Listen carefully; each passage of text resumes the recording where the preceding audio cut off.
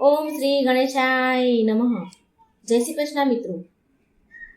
કેદારનાથને જાગૃત મહાદેવ કેમ કહેવાય છે? આની પાછળનું રહસ્ય શું છે? તો મિત્રો આ એક આપણે કથાના માધ્યમથી જાણીશું. મિત્રો જો વિડીયો સારો લાગે તો લાઈક કરજો, શેર કરજો, આ ચેનલને સબસ્ક્રાઇબ જરૂર કરજો. શેર એટલા માટે કરવાની કે બીજાને પણ આ રહસ્ય સમજમાં આવે, ભગવાનની કથા સાંભળવા મળે અને એમને ભગવાન પ્રત્યેની શ્રદ્ધા અને ભક્તિ વધે, જેના કારણે આપણને પુણ્ય ફળ મળે. તો મિત્રો માટે વાર્તા સારી લાગે તો શેર જરૂર કરજો. ઓમ નમઃ શિવાય. શિવ શક્તિની જય. હર હર મહાદેવ. એકવાર એક શિવ ભક્ત તેના ગામથી કેદારનાથ ધામને યાત્રા કરવા નીકળ્યો હતો. પહેલાના સમયમાં તો બસ, ગાડી કે કોઈ સાધનની સુવિધા તો હતી નહીં, એટલે તે વ્યક્તિ ચાલતા ચાલતા યાત્રા કરવા માટે નીકળી ગયો. રસ્તામાં જે પણ મળે તેને કેદારનાથ ધામનો રસ્તો પૂછતા પૂછતા આગળ વધે અને મનમાં ભગવાન શંકરનું નામ જાપ કરતા રહે. ઓમ નમઃ શિવાય, ઓમ નમઃ શિવાયનું નામ જાપ કરે અને આગળનો રસ્તો કાપે. ભગવાનનું ધ્યાન કરતા કરતા કેદારનાથની યાત્રા કરવા જાય છે. ચાલતા ચાલતા તેને મહિનાઓ જતા રહ્યા. કેટલાય મહિનાઓ વીતી ગયા અને પછી કેટલાય મહિનાના અંતે તે કેદારનાથ ધામ પહોંચી જ ગયો. હવે કેદારનાથમાં મંદિરના દ્વાર 6 મહિના જ ખુલે છે અને 6 મહિના બંધ થઈ જાય છે. તે માણસ તે સમયે પહોંચે છે જે સમયે મંદિરના દ્વાર બંધ થઈ જવાના હતા. પંડિતજી દ્વાર બંધ કરી જ રહ્યા હતા હજી, અને આ માણસ પહોંચ્યો. હવે તે માણસ પંડિતજીને, બ્રાહ્મણને વિનંતી કરે છે, કહે છે કે એ બહુ દૂરથી આવ્યો છે. કેટલાય મહિનાથી ચાલીને યાત્રા કરીને અહીં સુધી પહોંચ્યો છું.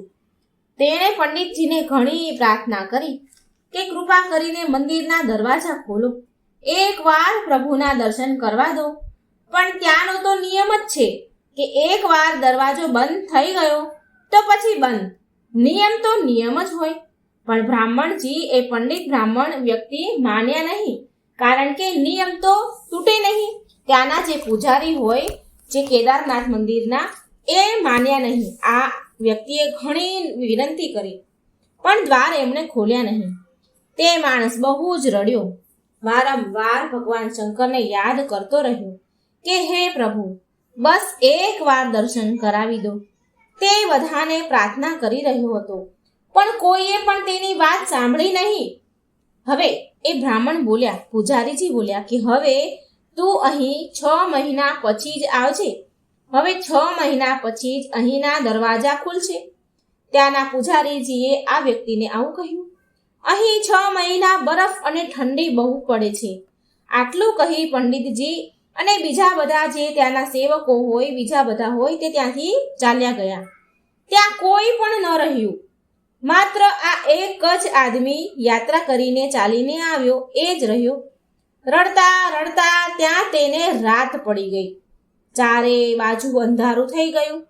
પણ તે વ્યક્તિને ભગવાન પર વિશ્વાસ હતો, ભરોસો હતો કે શંકર ભગવાન તેના પર કૃપા જરૂર કરશે. એ સમયે તેને બહુ તરસ અને ભૂખ પણ લાગી હતી, કારણ કે ઘણા સમયથી એ ચાલતો હતો. બહુ તરસ અને ભૂખ હતી એને. એટલામાં ત્યાં તેને કોઈના આવવાનો અવાજ સંભળાયો. રાત પડી હતી, ઘનઘોર અંધારું હતું, તો એને કોઈ આવતું હોય તો કોઈના પગલાંનો અવાજ સંભળાયો. તેણે જોયું કે કોઈ સંન્યાસી સાધુ મહારાજ તેની પાસે આવી રહ્યા છે. સાધુ મહારાજ તેની પાસે આવ્યા અને બેસી ગયા. તે સાધુ મહારાજે તેને પૂછ્યું કે બેટા, તું ક્યાંથી આવ્યો છે? અહીં કેમ બેઠો છે? એટલે તે વ્યક્તિએ બધી જ વાત કરી કે સાધુ મહારાજ, હું ચાલતા ચાલતા કેટલાય મહિનાથી કેદારનાથ ભોળાનાથની યાત્રા કરવા માટે આવ્યો છું. ભોળાનાથની યાત્રા કરતો આવ્યો છું અને અહીં પહોંચ્યો તો અહીંના મંદિરના દરવાજા બંધ થઈ ગયા. હવે અહીંના દરવાજા 6 મહિના પછી જ ખુલશે. મહારાજ, મારા અહીં આવવાનું વ્યર્થ થઈ ગયું. મારી ચાલીને આવવાની યાત્રા નિષ્ફળ ગઈ. મને શિવજીના દર્શન ન થયા. આમ તે ગદગદ અવાજથી રડતો રડતો બોલતો હતો. રડતા રડતા આંખોમાંથી તો આંસુડાની ધારા વહેતી હતી અને બોલતો હતો. એટલે તે સાધુ મહારાજ તે વ્યક્તિને સમજાવે છે અને ખાવા પીવાનું આપ્યું. અને પછી બહુ વાર સુધી તે સાધુ મહારાજ સાથે વાતો કરી. તે વ્યક્તિએ અને તે સાધુ મહારાજે બેએ વાતો કરી. તે સાધુ મહારાજને તેના પર દયા આવી ગઈ અને તે બોલ્યા કે બેટા, મને લાગે છે કે સવારે મંદિર જરૂર ખુલશે, તું દર્શન જરૂર કરીશ. અને વાતો વાતોમાં જ જાણે તેને ક્યારે ઊંઘ આવી ગઈ. તે વ્યક્તિને સવારે સૂર્યના કિરણોનો પ્રકાશ સાથે તે ભક્તની આંખ ખુલી.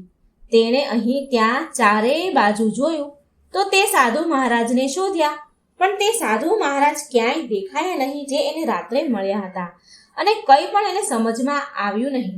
અને કંઈ સમજમાં આવે ને તે પહેલાં એણે એવું જોયું કે જે મંદિરના પૂજારીજી હતા તે તેની પૂરી મંડળી સાથે મંદિર તરફ આવી રહ્યા હતા. હવે તેણે એ પૂજારીજીને પ્રણામ કર્યા અને ભક્ત બોલ્યો, તે યાત્રા કરવા વાળો વ્યક્તિ બોલ્યો કે બ્રાહ્મણદેવ, પૂજારીજી, તમે તો કાલે મને એવું કહ્યું હતું ને કે મંદિરના દરવાજા 6 મહિના સુધી નહીં ખુલે અને આ 6 મહિના વચ્ચે કોઈ નહીં આવે, પણ તમે તો સવારે જ આવી ગયા. હજી કાલે સાંજે તમે દ્વાર બંધ કર્યા અને આજ સવારે પાછા આવી ગયા. આ સાંભળીને બ્રાહ્મણને એ પૂજારીજીને તો ઝટકો લાગ્યો. તે પૂજારીજી તે આદમીને ધ્યાનથી જોવે છે, ટગર નીરખીને જોવે છે અને તેને ઓળખવાની કોશિશ કરે છે. અને પછી પૂછ્યું કે તું એ જ વ્યક્તિ છે ને જે મંદિરના દરવાજા બંધ થયા પછી આવ્યો હતો અને મને મળ્યો હતો? મને વારંવાર દરવાજો ખોલવા માટે તું કગરી રહ્યો હતો. તું એ જ વ્યક્તિ છે ને? અરે, તું 6 મહિના થતા પાછો કેવી રીતે આવી ગયો? એટલે બ્રાહ્મણની તે મંદિરના પૂજારીની વાત સાંભળીને તે આદમી આશ્ચર્યથી બોલ્યો કે અરે પૂજારીજી, હું કાલે જ આવ્યો હતો અને હું કાલે અહીંથી ક્યાંય ગયો જ નથી. હું જ્યારે તમને મળ્યો હતો ત્યારનો હું અહીં જ બેઠો છું. હું કાલે જ આવ્યો હતો. તમે કાલે જ મંદિરના દરવાજા બંધ કર્યા હતા અને હું કાલનો અહીં જ બેઠો છું. અને તમે મને કાલે જ મળ્યા હતા અને રાતમાં હું અહીં જ સૂઈ ગયો હતો. હું ક્યાંય નથી ગયો. પૂજારીજી, આ સાંભળીને પૂજારીજીને આશ્ચર્યનું ઠેકાણું ન રહ્યું. તે પૂજારીજી બોલ્યા, પંડિતજી બોલ્યા, પણ હું તો 6 મહિના પહેલા મંદિર બંધ કરીને ગયો હતો અને આજે 6 મહિના પછી આવ્યો છું. તું અહીં 6 મહિના સુધી જીવતો કેવી રીતે રહી શકે? પૂજારીજીને તો ઘડીક ચક્રમ થઈ ગયું. એને તો કંઈ સમજમાં આવ્યું નહીં. પૂજારીજી અને આખી મંડળી હેરાન હતી. આટલી બધી ઠંડી અને બરફમાં એકલો આદમી કેવી રીતે જીવતો રહી શકે? ત્યારે તે વ્યક્તિ બ્રાહ્મણ પૂજારીજીને કહે છે કે જે સંન્યાસી સાધુ મહારાજના મળવાની વાત કહે છે કે જે તેને રાતે મળ્યા હતા, જેણે ખાવા પીવા દીધું હતું, એ ભક્ત સાધુ મહારાજની વાત આ પૂજારીજીને કહે છે. અને જે પણ તે રાતે સાધુ મહારાજ સાથે જે વાતો કરી તે બધું જ એમને સંભળાવ્યું. તે ભક્ત કહે છે કે એક સંન્યાસી સાધુ મહારાજ આવ્યા હતા. બહુ લાંબા હતા, મોટી મોટી જટાઓ હતી, એક હાથમાં ત્રિશૂળ અને એક હાથમાં ડમરું હતું. મૃગ શાળ પહેરી હતી. આ વાત સાંભળી અને બ્રાહ્મણજી જે પૂજારી તે ભક્તના ચરણોમાં પડી ગયા. તે પૂજારીજી એમને ચરણોમાં વંદન કરવા લાગ્યા. પૂરી મંડળી તે વ્યક્તિના ભક્તના ચરણોમાં પડી ગઈ અને કહ્યું કે અમે તો પૂરી જિંદગી લગાવી દીધી ભગવાનની પૂજા સેવામાં, અમને પ્રભુના દર્શન ન થયા. સાચો ભક્ત તો તું જ છે. તે તો સાક્ષાત ભગવાન શિવના દર્શન કર્યા. ભગવાન શંકરે તેમની યોગ માયાથી તારા 6 મહિનાના દિવસ એક રાતમાં પરિવર્તન કરી દીધું. કાળચક્રને નાનું બનાવી દીધું. આ બધું તારું પવિત્ર મન અને તારી સાચી ભક્તિ અને વિશ્વાસના કારણે થયું છે.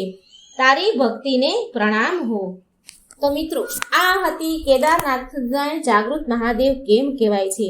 ભગવાનને એટલોય શ્રદ્ધા અને વિશ્વાસ હોય કે ભગવાન આપણું કામ કરે, ચોખ્ખું મન, પવિત્ર મન હોય તો ભગવાન આપણી પાસે જરૂર આવે છે.